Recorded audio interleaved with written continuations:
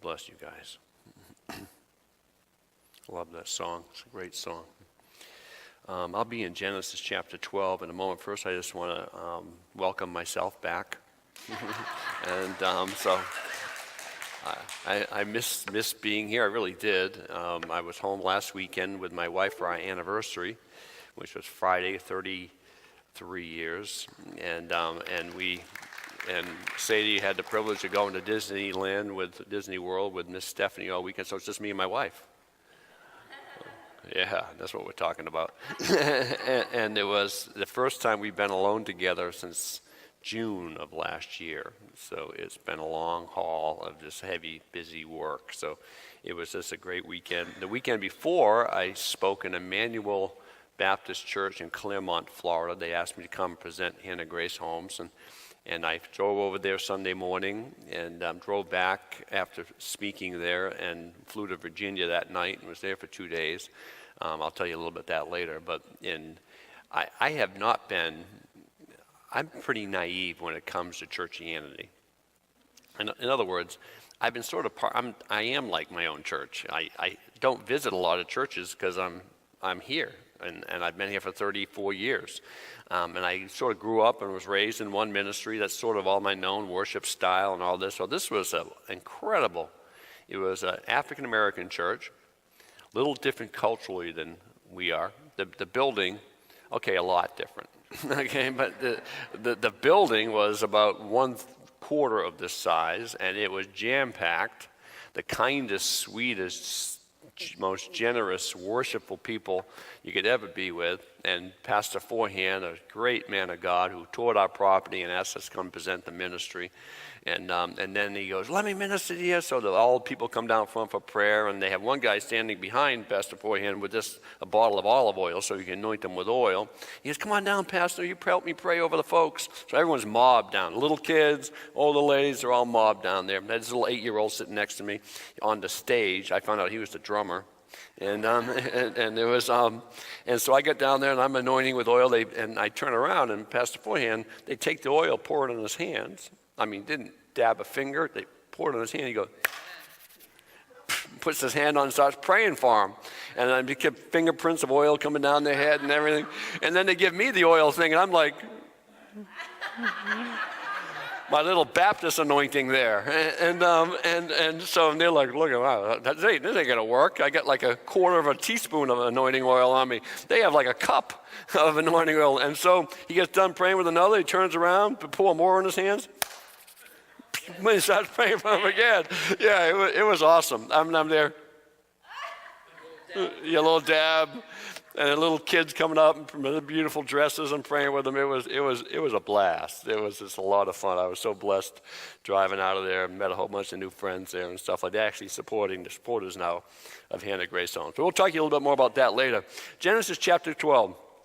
I'm going to give you, you'll might guess this, but 2 things that don't change. What's the first? God. God does not change. What's the second? Change doesn't change. She knew what I was preaching on. So change doesn't change. I mean, when I started my life, when I began thinking somewhere around 30, I realized that things didn't always remain consistent. I lost my mom when I was 21. And, as a kid, you don't really think about losing your parents. I didn't know my parents, my mom. I knew my mom as a caregiver, nurturer, but I didn't know her as a person. I was just a kid that took from mom and didn't really give anything back to mom. And I lost her abruptly at 21 years old. And now it took me a few years to realize how much I didn't know my own mother, even though I lived with her those 21 years. Life changed. It changed. Then you get married, and then things go through, and you have kids. Kids change a few things, huh? Yeah, it does. Changes the bills when you buy the diapers. It changes your sleep schedule. It changes all sorts of different things when you have kids. You raise a husband. That can bring changes too. So there's all these things that change doesn't change. Now, I want to talk about this. I think this is an important message for us as a church because I've learned that nothing is static. We can't control change. We can't script change. We can't even run away from change. It will catch you every time.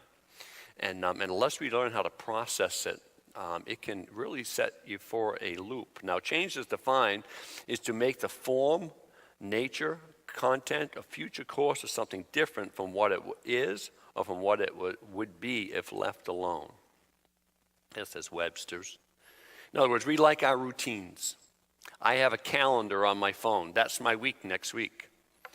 I've learned in my calendar that calendar it's digital, so it changes all the time in the course of the week. I got a call last night. I was just getting ready for bed, and it was about 11:30. One of our workers, and Jonathan, was driving back to the home in Claremont, which is a 2-hour drive because one of our 17-year-old kids wouldn't go to bed, and they laid down on the floor and just wouldn't go to bed. And our program director was out of town 2 hours away. I'm here 2 hours away, and he's 2 hours away. And he knew I had to preach this morning, so he took it upon himself to drive over there. But if he didn't do that, I would have had to do that, and that would have been a change of my schedule. I'd be here this morning like this if he didn't do that. We learn to roll with it. We like our routines. We don't know what tomorrow will bring. We want to know where we will be in 10 years. I have a plan. We generally fear transition. We fight it, we complain about it, we blame people for it. But this is what we don't always do, is realize that God is in it. Sometimes people cause transition in our life. Unwanted change in our life. And we can look at that person or that group or that company or something and say, this changed my life because of them. And that may be true on the natural sense. But if you want to elevate that, it also changed because of him. And he has a plan, and he is doing something. 10 top stressors in America. And I read these things, and this is Google thing, and it's just some of them are a little bit surprising. Some of them I would probably put differently in mind. But the number one is a serious illness of a family member. Many of us have gone through that top stressor. Number two, serious concern about a family member. Death of a family member, number three. Divorce or separation, number four. Forced to move your home, number five. Forced to change jobs, number six. This is an interesting one, number seven. Being made redundant. In other words, you don't feel like you have a purpose anymore. That you're just going through the motions. You've been made redundant. Number seven, top stressors. Feelings of insecurity at work, job security. Number nine, serious financial trouble. And number 10, being legally prosecuted. That's never happened to me yet. And I don't plan on it happening to me. But I didn't plan on the other stuff either. We have to understand God does not change, but life does. And how we react and respond to those changes will dictate a lot of how we go going forth. Number 8 was feelings of insecurity at work. I just got a text, and my text come right to my iPad. So somebody in here texted me. What was number 8 again? So I answered that question. Are you happy? Now, don't disturb my message again. Don't send me another text. My goodness. Jen could have waited after I would have answered the question. Now, in Genesis chapter 12, I love this chapter, and there's a lot of Bible stories like this. By the way, that was Diane who texted me, but I won't say any more about it. Abraham had lived a content, eventless life up to this point. He was 75 years old. Now think with me here. He was 75. Things were status quo. Status quo was his status quo. And then at 75 years old, God sort of knocks on his door and says, Abraham, I'm going to transition you into a new place. I'm going to bring change into your life. Not only geographically, I'm going to have you move to a place you don't know where you're going yet. I'm just going to put you on the road. I'm going to be your GPS, and I'll tell you when your destination has arrived.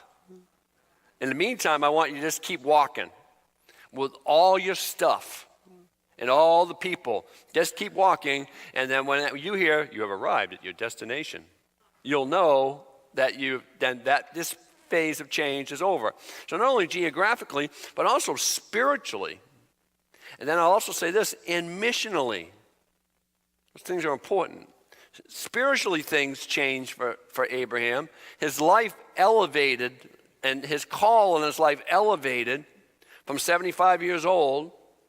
Took God 75 years to get him ready for this. Don't take God lightly with his timing. It took him 75 years to get Abraham ready for a moment such as this. Pastor, I thought about retiring. Think all you want. Genesis chapter 1, because I think those things. Now the Lord said to Abram, go from your country and your kindred and your father's house to the land I will show you, and I will make you a great nation. I will bless you and make your name great so that you will be a blessing. He's changing his whole life right in front of him. I will bless those that bless you. This is the covenant. And him who dishonors you I will curse, and in you all the families of the earth shall be blessed. So Abram went out as the Lord told him, and Lot went with him. And here it is. Abram was 75 years old when he departed from Haran. So if I'm Abraham, I would have had something like, Lord, haven't I outlived change? At what point can I retire from change? At what point can I say, okay, change is over, cruise control, rest of my Christian life, rest of my natural life. Lord, I like my life as it is. What do you want me to do now? Let's use another example. Moses, 40 years in Egypt, kills a man, runs away, 40 years in the backside of the desert. Finds his family, marries somebody there, has Zipporah, has a bunch of kids. He's just doing a sheep thing. At this point, he's about 80 years old, 79 to 80 years old. And then he just has his sheep on a mountainside, and a bush is flaming in front of him. And the bush talks to him. Moses. Sounds just like that, too. I heard a recording. Moses. Oh. Well, if a bush talked to me, I'd run, but he was more inquisitive than I was, and he finds out that's God. And God says, and I actually spoke this to the kids at Hannah Grace Homes this past week. God asked them, he had this exchange with God talking through this burning bush. Said, this is holy ground. God was speaking to him. And then two questions came up. Who am I? Moses asked God, that I'm here to deliver Israel? I'm 80. I'm not a good talker. I stutter. Aaron's a better preacher than me. Who am I? And then the next question was, then who are you, God? Well, my name would be Yahweh.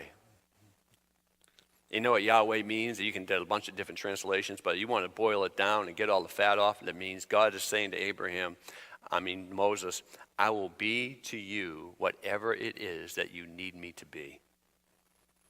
One Jewish rabbi defined Yahweh as a blank check from God.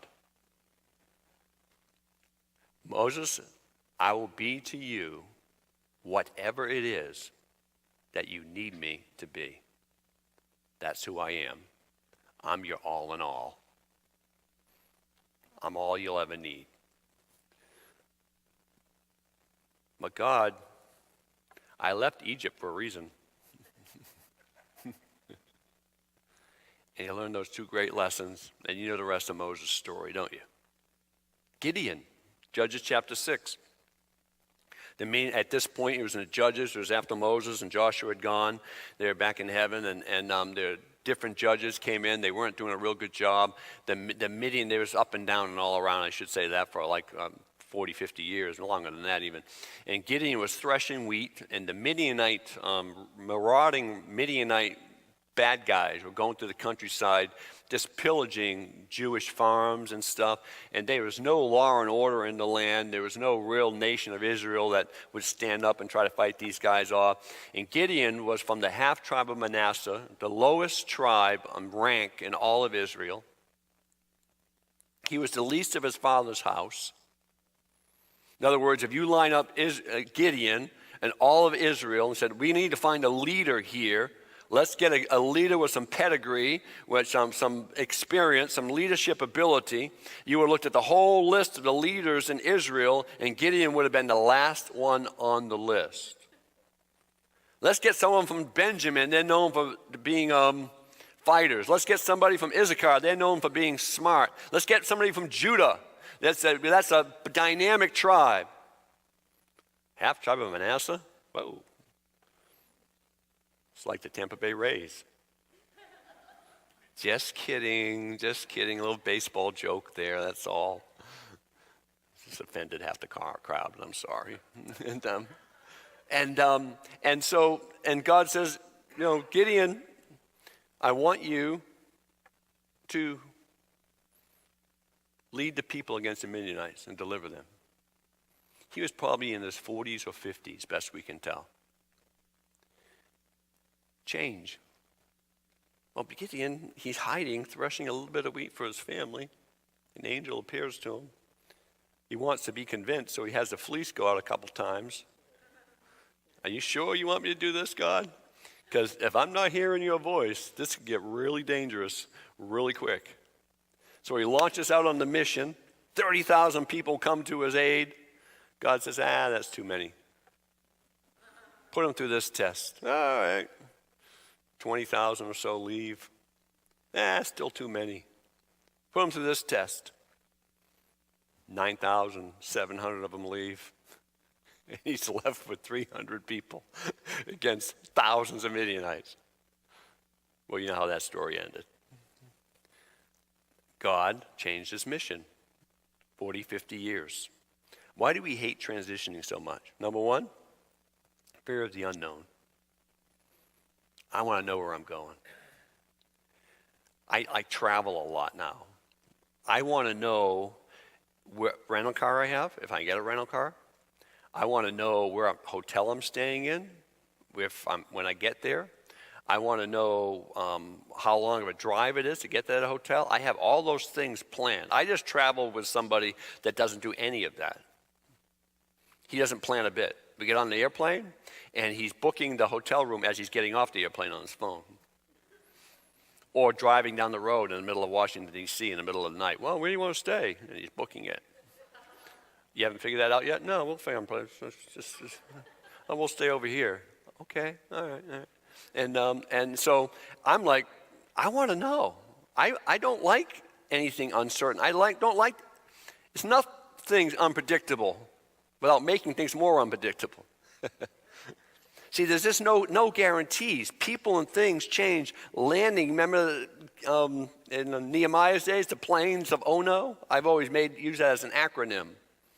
It's actually a place, Ono, O-N-O, but I changed it, oh no. We live there, oh no. That's what change does, oh no. What's going to happen?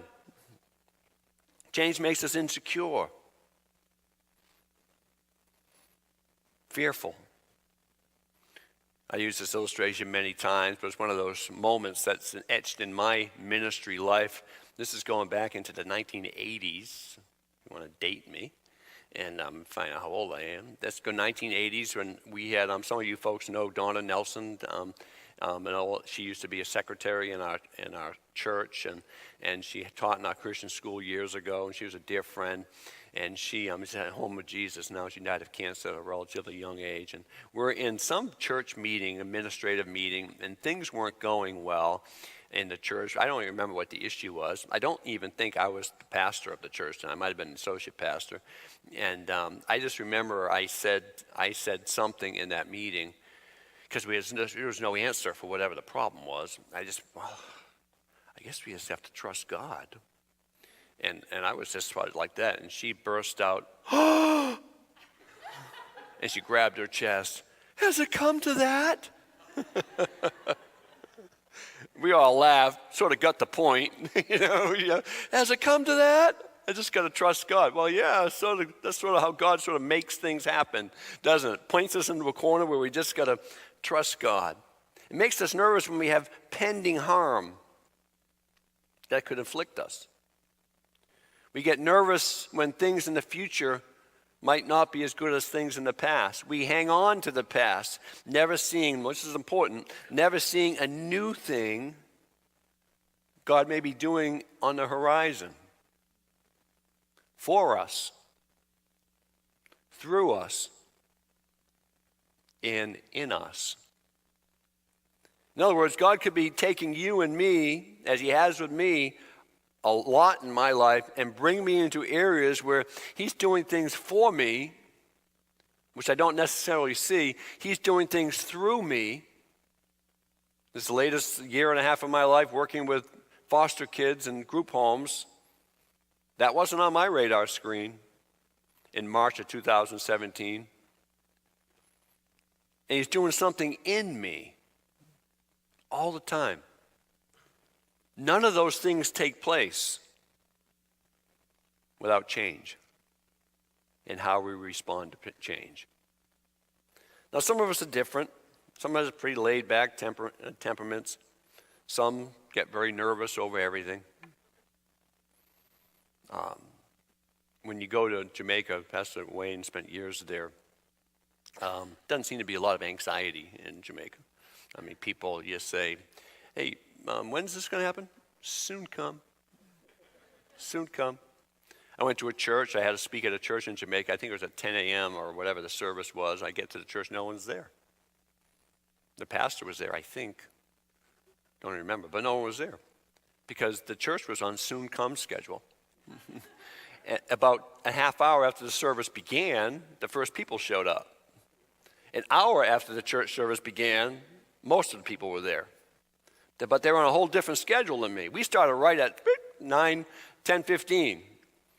They're on soon come schedule. Don't worry, be happy, go with the flow, relax, Tomorrow the sun comes up, and tonight the moon will rise, and tomorrow will be another day until he takes us home. But we're guaranteed that change will never change. It's always going to be changing. Joshua chapter 1, another example. Moses leads them out of Egypt, and they're on the cusp of the promised land, and they freak out over the inhabitants of the land, the 12 spies. So God sends them into the wilderness for 40 more years, so that whole generation dies off. In that process, Moses touches the rock, and when God told him not to do it that way, so God took the privilege away from Moses from ever actually leading the people into the land. He says, you'll see the land, but Joshua is going to take them in. Now, Joshua is the second in charge, and Joshua has been a proven man by this point, faithful man, one of the 12 spies, him and Caleb, that didn't give an evil report. So Moses is taken home. God says, okay, Josh, you're up. Here's all these people. You know how cooperative they are. And there's the promised land, and there's a big river between you, by the way. Go in and inhabit the land. This is what God says to him. I thought this was pretty cool. He was in the biggest transition of his life. Joshua at this point was probably 60 years old. I'm guesstimating, but you might even know that for a fact. I'm guessing he's 60. He was probably 20 when he spied out Kadesh Barnea, and he was 40 years in the wilderness, so I'm guessing 60 to 65 years old. Every place that the sole of your foot shall tread upon, that have I given unto you, as I said to Moses. Verse 5, there shall be not any man be able to stand before you all the days of your life. As I was with Moses, so I will be with thee. I will not fail thee, nor forsake thee. Verse 6, be strong and of good courage. Verse 7, only be thou strong and very courageous. I love this encouragement from the Lord. Have I not commanded thee? He repeats it again. Be strong and of good courage. Be not afraid, neither be thou dismayed, for the Lord your God is with thee. Watch this now. Wheresoever you go. We want to put that into modern day vernacular. Kelley translation. God's saying, Joshua, don't worry about anything beyond that river. Don't worry about anything in that unknown land. I have you back. I know exactly where you're going. I know exactly what's waiting for you there. I know where you're going to fail at Ai. I know where you're going to have victory at Jericho. I know what tribes are going to perform well and not perform well. I know what the pagan gods are in the land that you'll be facing that you don't even know about yet. So Joshua, just put one foot in front of the other. Trust me. You will make it. This transition is not punishment. This transition, as scary as it is to a bigger and better place. This nation of slaves that you've been with for the last 40 years of your life, 60 years, is going to become a nation of kings.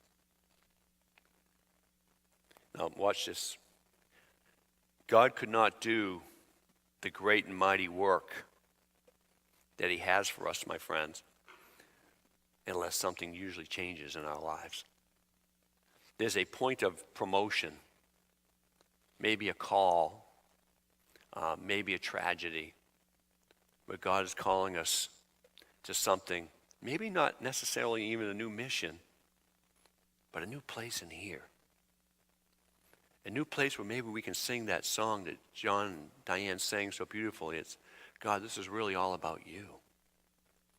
You're bringing me to places I've never thought I would be. I never envisioned myself here. I'm in a land I do not recognize.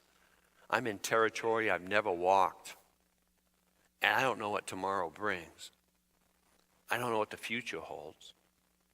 In this area of my life, or that area of life, or this area of my life. But this is one thing I can do, God. I can make this all about you. And I'll walk with you wherever you want to take me. Transition and change does not come with a detailed explanation of the future. It'd be great if it did. It'd be great if God said, I'm going to let this happen in your life, but this is why.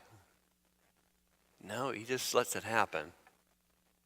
He says, will you trust me in the journey?